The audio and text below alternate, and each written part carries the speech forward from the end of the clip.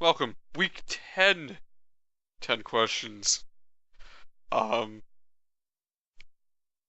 this is actually kind of cool because these questions this week are awesome. Especially the bonus question, which we'll get to eventually. Alright, let's start with question number one.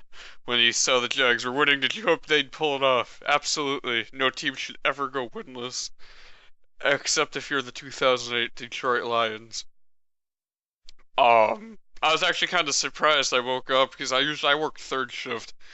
So I'm usually waking up like halfway between the early games. And I looked up at the TV and I was looking over and I think I see Jacksonville up like 21-3 or whatever it was, and I was like, are they really winning? And then I had to check ESPN and they were actually winning. And I'm kind of glad that they pulled it off because no team should go winless ever. Um, Ironically, the last time the Titans ended the Colts winless streak too in 2011. Go figure. Question number two. Kaepernik has been among the bottom of the league in passing yards per game and threw for 91 yards on Sunday. Is it time to be concerned about this? Absolutely. There is no way you can win a Super Bowl, let alone get there having the top rushing game in the league and the worst passing game in the league. It doesn't work like that. You gotta have both ends meet somewhere. You gotta have the right mix. You know what I mean? It's simple. Yeah, they've got a problem. They need to let him throw it more. And he needs to stop sucking at throwing. Question number three. Is there a quarterback controversy brewing in Chicago? No. Jay Cutler is not 100%. Josh McCown right now would be the best option for them just because he's healthy. And I think he gives them the better chance to win because he's healthy. But when Jay Cutler gets healthy, Jay Cutler would be the better option because Jay Cutler is a much better quarterback than Josh McCown. That's not a knock on Josh McCown at all, but he's a career backup. Um, Although I honestly don't think Jay Cutler should have played Sunday. I think it should have been Josh McCown the full way through. Question number four. With the season half over, who do you think will be in the Super Bowl? This is a really good question. Because in the NFC, clear cut, it's either going to be Seattle or New Orleans. And in the AFC, it could be Kansas City, it could be Denver, it could be New England. One of those three teams against one of those two teams in the Super Bowl, I think. Although I'm kind of hoping that it's New Orleans, and personally I kind of hope it's New Orleans in there, just because they play in a dome and it's supposed to be piss ass cold in New York, or I'm sorry, New York, New Jersey, the Meadowlands in February, and there's, according to the almanac, a massive snowstorm going to happen that week. I want to see them there because they're not used to that at all. Question number six.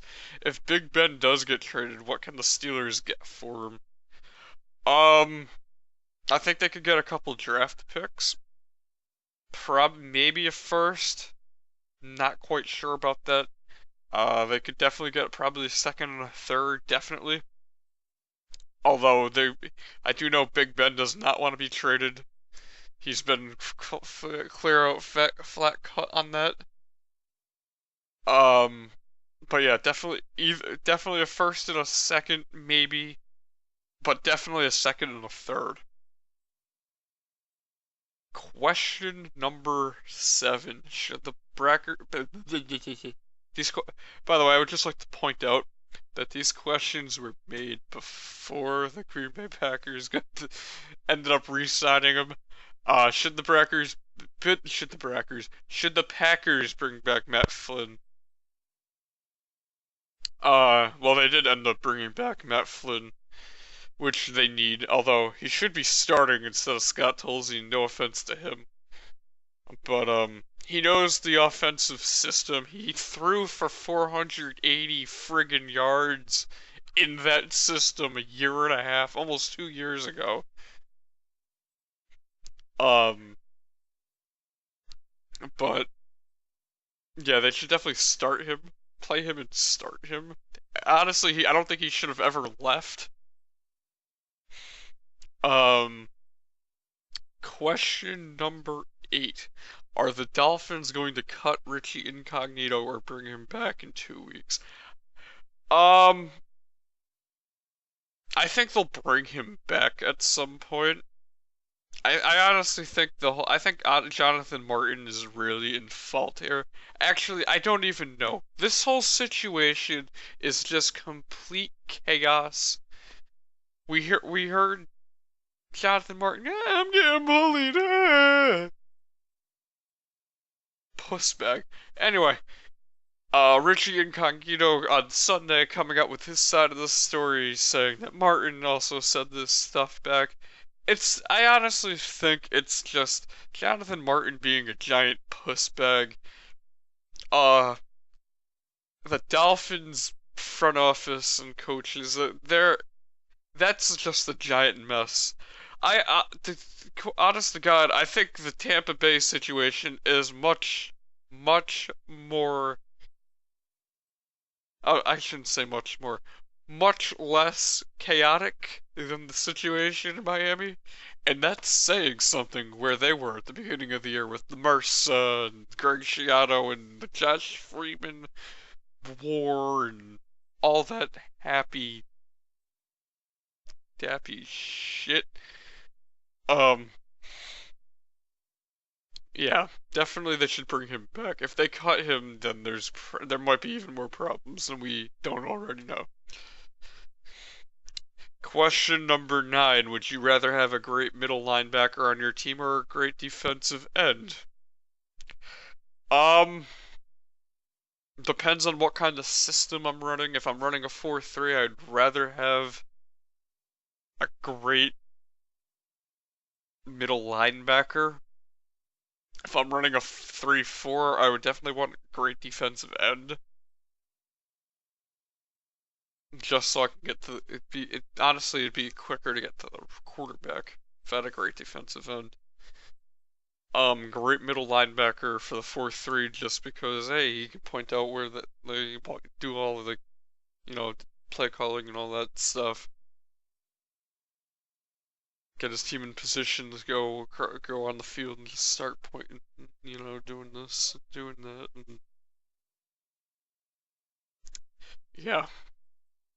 Question number 10. Where do you stand on kickers doing dances after winning field goals? Let them celebrate. They just kicked a game-winning field goal. Although, I think it what was it, Martin Gramatica doing the freaking jumping up and down, going like, yeah! You know, just going, woohoo! You know, and tearing his ACL while doing it. It's all fun and games until somebody gets hurt. That's the rule. It's always been that way. Even when they're doing even kickers go by that rule.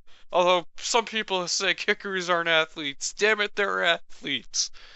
They're absolutely athletes. Let them dance around, jump around like an idiot because they won the game. Hell, Adam Vinatieri should have won some MVPs. Hell, he should have won the Super Bowl MVP once or twice, just off of that one kick. I know that might have sounded completely silly, and I apologize for that. And the bonus question this week: what is your favorite fast food restaurant, and what do you get?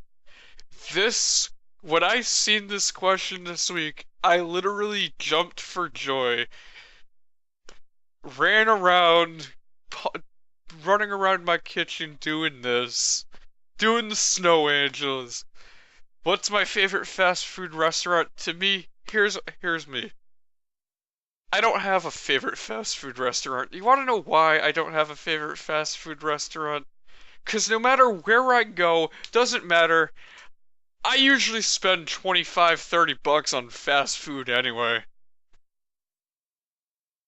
Yes, you can name the restaurant I've spent 25, 30 bucks there. McDonald's, Burger King. First time I went to White Castle, which was in July in Kentucky, 20 bucks. Um, Anywhere I go, I spend at least 20 bucks on fast food, and I eat it. I'm not the biggest guy in the world either, which is funny. Also does not beat one true story. It also does not beat the free pancake day at IHOP where I spent over 50 bucks. True story. True story. I've got a few friends that can vouch for me on that. Other than that, that is 10 questions for this week. Like, comment, and subscribe if you haven't already. I will see you next week.